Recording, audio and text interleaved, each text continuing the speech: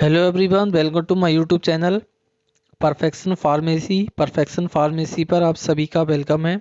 So friend, today we will discuss about Clevita syrup. So friends, आज हम बात करने वाले हैं क्लेविटा सिरप के बारे में।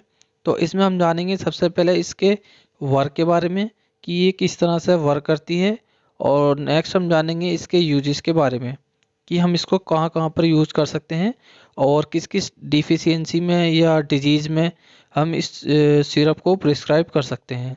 और नेक्स्ट हम जानेंगे लास्ट में इसके साइड इफ़ेक्ट के बारे में कि इसके क्या क्या साइड इफ़ेक्ट रहते हैं हमारी बॉडी पर, ये किस तरह से रिएक्ट करती है हमारी बॉडी पर इसको यूज़ करने के बाद में। या हम कह सकते हैं शरीर में ताकत बढ़ाने की सिरप या न्यूट्रिशन की कमी होने पर दी जाने वाली सिरप। सो इन सभी टॉपिक को आगे हम कवर करने वाले हैं इस वीडियो में। सो चलिए शुरू करते हैं हम इस वीडियो को बिना किसी देरी के। जैसे कि आपको बताया था मैंने पहले कि वीडियो के स्टार्ट में कि सबसे पहले हम जानते हैं इसके वर्क के बारे में। तो हम जानेंगे इसके बेसिक वर्क के बारे में कि ये किस तरह से वर्क करती है हमारी बॉडी पर। तो ये मेडिसिन जो होती है एक मल्टीविटामिन प्रोडक्ट होता है और हम इसको ट्रीट में यूज़ कर सकते हैं, यानी कि प्रिवेंट कर सकते हैं विटामिन की डिफिशियंसी को। अगर किसी को विटामिन की कमी हो जाती है तो उस कंडीशन में भी हम दे सकते हैं ड्यू टू पोर डाइट्री। अगर किसी की पोर डाइट्री की वजह से विटामिन डिफिशियंसी हो जाती है तो उस कंडीशन में हम इसको यूज़ कर सकते हैं। या मान लीजिए सर्टेन किसी को बीमार हो जाता है ड्यूरिंग द प्रेगनेंसी, तो उस कंडीशन में भी हम दे सकते हैं। और विटामिन जो होते हैं हमारी बॉडी के लिए बहुत ही इंपॉर्टेंट होते हैं बिल्डिंग ब्लॉक के लिए ऑफ द बॉडी, और ये हेल्प करते हैं हमारी गुड इन हेल्थ में। अब हम जानते हैं इसके साइड इफ़ेक्ट के बारे में कि इसके क्या क्या साइड इफ़ेक्ट होते हैं। तो सबसे पहला जो माइनर साइड इफ़ेक्ट होता है इसका कॉन्स्टिपेशन हो जाती है। कुछ केसेस में देखा गया है कि ये कॉन्स्टिपेशन कर देती है अगर कोई पेशेंट इसको लेता है ज़्यादा, तो और उसको कॉन्स्टिपेशन होने के चांसेस रहते हैं। और सेकंड हमारे पास रहते हैं कि इसके डायरिया भी हो जाता है, किसी किसी पेशेंट को डायरिया भी हो जाता है।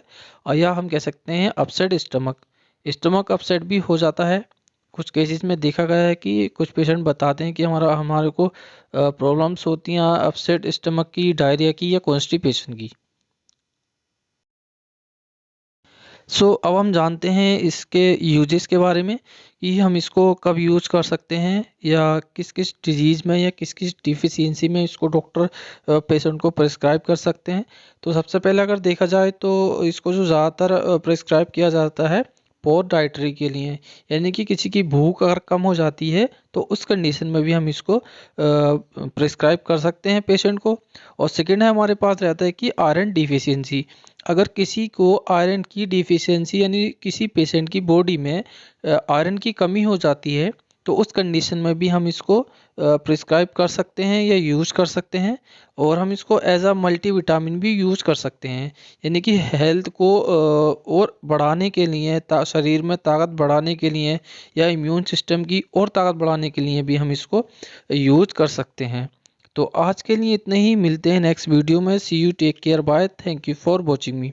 ऐसी और वीडियो देखने के लिए हमारे यूट्यूब चैनल परफेक्शन फार्मेसी को सब्सक्राइब करें।